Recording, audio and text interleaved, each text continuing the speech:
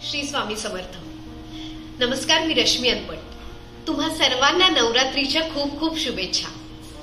आज गेली 15 वर्ष मी अभिनय या क्षेत्रात कार्यरत आहे. मला वाटतं मी 5वीत होते तेव्हाच मी या क्षेत्रात पदार्पण केलं आणि 5वी ते 12वी ऑलमोस्ट एक 5-7 वर्ष मी पुण्यातून मराठी नाटकांमध्ये कामं केली. त्यात रायगडाला जेव्हा जाग येते, स्वभावाला औषध नाही, गुंतता हृदय हे, गाठी भेटी अशा वेगवेगळ्या नाटकांमध्ये मी काम केलं.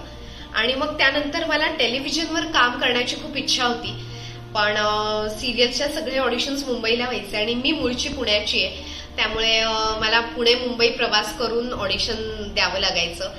बरेच महिने मी तसं ट्रॅव्हल केलं. सकाळी लवकर उठायचे, आवरायचे, मुंबईत जायचे, ज्या ठिकाणी ऑडिशन असेल तिथे जाऊन ऑडिशन द्यायचे.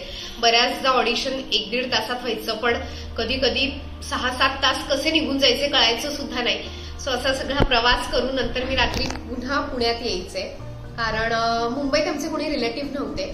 सो इथे पुण्यात रात्री मला यावं लागायचं. आणि मग ते झालं की मला वाटतं असं एक 5-6 ऑडिशन्स दिल्यानंतर स्टार प्रवाहावरची सुवासिनी ही पहिली मालिका मला मिळाली. स्मिता तळवळकरांची ती होती.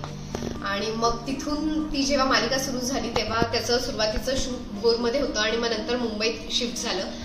सो त्यानंतर मला सुद्धा मुंबईत शिफ्ट व्हावं लागलं. आणि मग मुंबईत गेल्यानंतर पुण्याचं राहणीमान आणि मुंबईचं हे खूप वेगळं आहे, कारण मुंबईत एक वेगळाच वेग आहे असं म्हणता येईल. सो ते सगळं मॅच करणं ही माझ्यासाठी एक थोडीशी अडचण होती. पण माझे को आर्टिस्ट, माझे तिथे जे काही फ्रेंड्स झाले होते त्या सगळ्यांबरोबर सगळं छान मी ते मॅनेज केलं. मग तिथे मी काही वर्ष PG म्हणून राहिले मुंबईत, अंधेरी एरियामध्ये. आणि मग मी अशा बऱ्याच मालिका केल्या मुंबईत. त्यानंतर काही वर्षांनी मी ब्रेक घेतला होता मध्ये, 1-2-3 वर्ष मला मुलगा झाला म्हणून. आणि तो जेव्हा 1 वर्षाचा झाला तेव्हा मी पुन्हा सुरुवात केली काम करायला. पण तो पिरियड माझ्यासाठी खूप मला वाटतं वेगळा होता, कारण 1 वर्षाच्या मुलाला घरी ठेवून मला शूटला जावं लागायचं.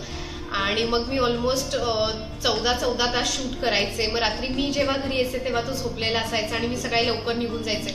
सो आमची 2-3 दिवस अशी भेट पण नाही व्हायची. मी त्याला झोपलेला बघायचे आणि सकाळी जाताना पण तो झोपलेला असायचा.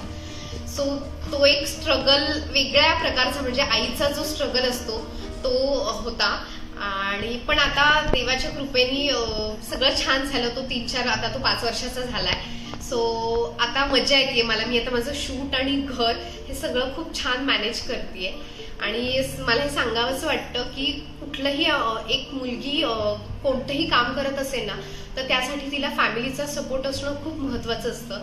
आणि माझे आई बाबा, माझे सासू सासरे सगळ्यांनी नेहमीच मला सपोर्ट केला, कारण घर सांभाळणं आणि काम करणं या 2 खूप वेगळ्या गोष्टी आहेत. आणि त्याचा जर समतोल साधता आला तरच आपण आनंदी राहू शकतो, मला असं वाटतं. तर हे सगळं खूप छान मॅनेज करत मी आतापर्यंत इथे आलीये.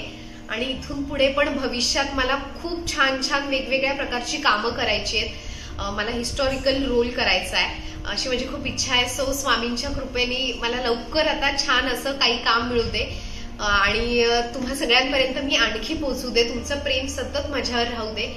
आणि ज्यांना या फील्डमध्ये यायचंय त्यांना मी एवढंच सांगेन की कुठल्याही गोष्टीसाठी शॉर्टकट नसतो. सो तुम्ही सगळ्यात आधी तुमचं एज्युकेशन पूर्ण करा. अभिनयाचे पण वेगवेगळे क्लासेस असतात, त्यातून शिक्षण घ्या. मग तुम्हाला बऱ्याचशा गोष्टी सोप्या होतील तुमच्यासाठी. आणि अपयश सुद्धा येईल कधी कधी, पण अपयश ही यशाची पहिली पायरी असते असं मला वाटतं. सो तुम्हाला सुद्धा नक्की यश येईल. आणि एवढंच लक्षात ठेवा, आपण जे कोणतं काम करतोय ते मनापासून करा आणि ते काम करत असताना सतत आनंदी राहा. सगळं छान होईल. आणि स्वामींची कृपा आपल्या सगळ्यांवर कायम असावी ही मी स्वामी चरणी प्रार्थना करते.